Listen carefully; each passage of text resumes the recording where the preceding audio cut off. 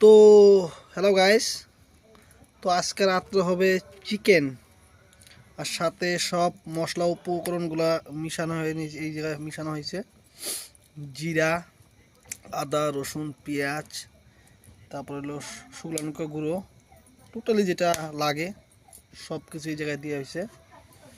তারপর হলো সাথে আরও দই, মানে দইটা সেরকমভাবে হয় নাই, দইটা পাতা হয়েছিল, আজকেই পাতা হয়েছিল, এটা ওর জন্য দেওয়া হলো। তো এখন তেল দেওয়ার পালা। আলুগুলো অল্প ভেজে নিয়ে হবে।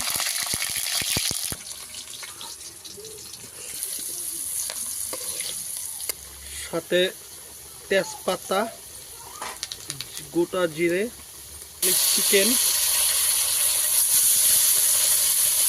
আজকে ফর্মুলাটা অল্প চেঞ্জ করা হয়েছে। তো গোটা জিরে, চিকেন,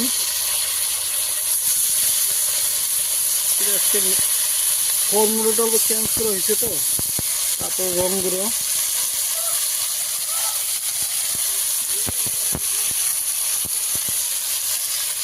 তারপরে স্বাদ অনুযায়ী লবণ।